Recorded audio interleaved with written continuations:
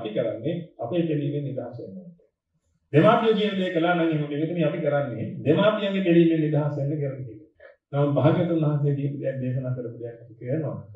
ඒකනේ ඒ කරන්නේ උන්වහන්සේගේ පිළිවෙලින් නිදහස් වෙන්න කියපුවා නෙමෙයි.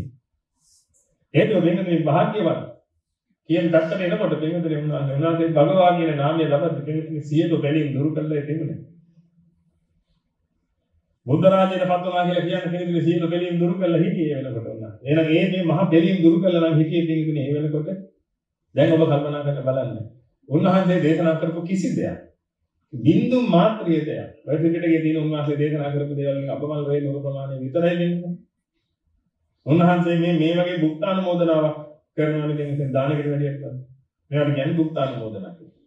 දානෙට වැඩියට පස්සේ දන් දීපු පිළිසෙට යහපත පිළිස දෙන්නේ මේක කෙටි දේශනාවක් කරනවා. භාග්‍යවතුන් වහන්සේගේ බුක්තානුමෝදනාව වෙනකනේ දීගණිකායට පොඩක් ලෝකී කියලා කියන්නේ.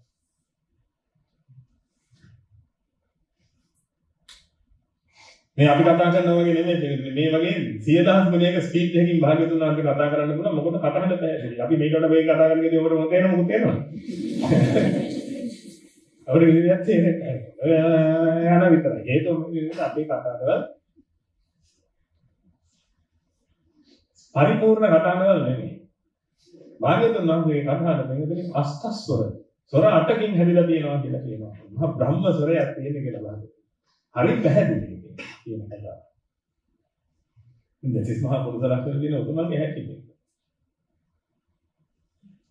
අපි බොහොම අමාරු එක පුරුෂ ලක්ෂණයක්වත් තියනවාද කියලා හොයාගන්නේ අපේ හරියට. නමුත් දෙතිස් මහා පුරුෂ ලක්ෂණ දින මහා උතුමන්ගේ ස්වභාවය මේක. ඒක නිසා උන්වහන්සේට පුළුවන් දෙවෙනිද අපි කතා කරනවා වගේ 10 තුනක වෙනින් කතා කරන්නේ.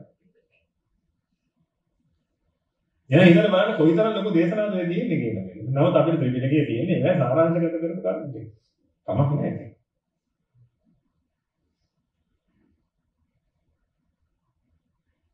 එතකොට එහෙනම් ඔබ තේරුම් ගන්න ඕනේ දෙවියන්ගේ භාග්‍යවතුන් වහන්සේ. ලෝතර බුද්ධ රාජ්‍යයට පත් වුණාට පස්සේ තමයි ඒ දහම් දෙතර තියෙන ඔක්කොම මේ කියන්නේ දෙවියන්ගේ දේශනා කරපු එකම දෙයක්වත්. දෙලිමෙන් නිදහස් වෙන නෙමෙයි කියන්නේ.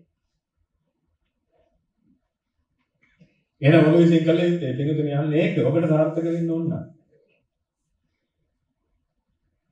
ඒකයි මම මේ ඔබට පෙන්නන්නේ භාග්‍යවතුන් වහන්සේ නමක් දේශනා කළා තියෙනවා පින්වතුනි මේ තියෙන සැපය සහ පින සම්බන්ධය. ඔබ පුළුවන් නම් ඔන්න ඔය තැනවත් අඩු කරගන්න ඉස්සලා. හැම කෙනෙක්. ඒක විසුණු වහන්සේලා අධිෂ්ඨාන කළාට කමක් නැහැ. සැපේ. මේ විසුණු වහන්සේලා සල්ලි අධිෂ්ඨාන කරන්න කියන එකක් නෑ නේද? නෝ විසුණු වහන්සේලාට සැපේ අධිෂ්ඨාන කළාට කමක් නැහැ.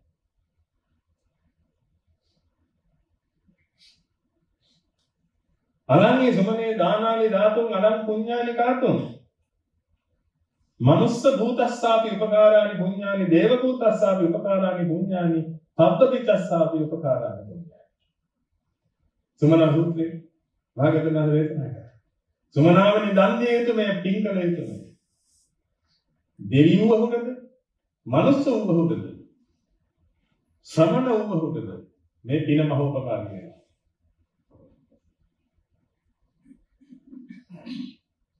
අලංගේ සුමනේ දානානි ධාතුන් සුමනානි දන් දිය යුතු මේ අලං පුඤ්ඤානි කාත පින් කළ යුතු. ඒකට හේතුව වෙන්නේ පින තමයි සැපේ කියලා කියන්නේ. ඔබ ඔන්න ඔය දෘෂ්ටියවත් අඩුම තරමේ සමාදම් වෙන්න පුළුවන් නම් අඩුම තරමේ කොහොමද ඉදිරි ඉඳ ගන්න එපා. මේ අනිත්‍ය දුක්ඛ අනාත්ම වලන ඉරිසක්. කතාව දුක කියන්නේ නැහැ. ඔබ හැම කෙනෙක්ම නිවන් අධිෂ්ඨාන කරගෙන මේ ආරාමයට එන්නේ. මොකද මේ ආරාමයේ හුදෙක් නිවන් අවබෝධය පිළිසයි. ඒ උදෙසා තමයි කෙනෙකුට අපි මේ හැම දෙයක්ම කරන්නේ. හුදෙක්ම නිවන් අවබෝධය පිණිස.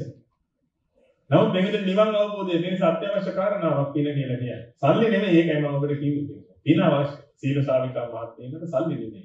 මොනවද ඕනේ? පින. දැන් ඒකෙන් කිව්වේ දැන් මොකද? අතේ තියෙන සල්ලි ටික ඔක්කොම කාටද දෙන්න කියනද? එහෙම නෙමෙයි කිව්වේ. ඒක නිසා ඔබ ફોકસ කරන්න පුළුවන් තරම් පිනට. බය නැතුව ફોકસ කරන්න පින්තුනේ පිනට. පිනට ફોકસ කරද්දී පින්තුනේ හැම දෙයක්ම ලැබෙනවා. සැපේට අවශ්‍ය හැම කාරණාවක්ම ඔබට සිද්ධ වෙනවා.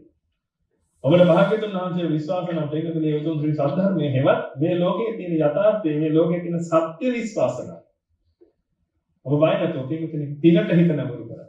ඔබ රැස්තාව කරන්න ව්‍යාපාර කටයුතු කරන්න පවුනම් කරන්නේ පාපකතුනිකා. ඉංගා කෑවක් කමන්නේ.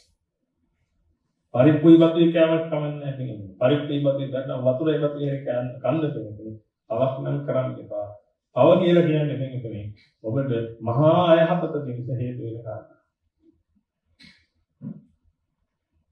ඔබගේ අතින් පව සිද්ධ වෙනවා නම් පින්වතුනි වහාම එන්න ආරාමයට ඇවිල්ලා මේක වෙලා ඉන්න පින්වතුනි. ඔබගේ සමාජ පුරුෂයා පව කරන කෙනෙක් නම් පින්වතුනි වහාම එවන්න ආරාමයට මම ඔයා යන්න ගිහලා මහාන වෙන්න කියලා මේකයි. දැන් ඒක ප්‍රයෝජන ගන්න පව විදිහට පවක් එහෙම කරන්න එපා බොරුවට. එයිද අවකාරයක ගෙදරක් තියාගන්න එපා. තමන් ආදරේ නම් තමන්ගේ පිරිසට පිළිගන්නේ කවදාකවත් පවු කරන්න දෙන්නේ නැහැ. කල්යාණ මිත්‍ර පිරිසක් ඇතුළට දාලා කොහොමද සුද්ධ කරලා දාන්නේ? මේක මට කියන්න පුළුවන්. දෙන්නේ බණ අහන්න හික්මිච්ච ඔබට විතරයි. දෙන්නේ හික්මිච්ච නැති සල්ලිකාර මිනිස්සු කොච්චර ඉන්නවද දෙන්නේ? ඒක පව පින කියන එක අදාළ නැහැ. ව්‍යාපාරයේ දිනන ඕන එකක්. මේ මිනිස්සුගේ ජීවිත මහා අනාථ වෙනවා. දෙන්නේ අවසාන කාලේ මහා දුක් විඳලා මැරිලා ගිහිල්ලා දෙන්නේ නිකන් නරකාදිගත වෙනවා. මහලොකුවට සල්ලි දෙන්න මැරලා වරකාලියක් වෙලා ඉන්නේ දැන් ඉතින් කරන්නේ.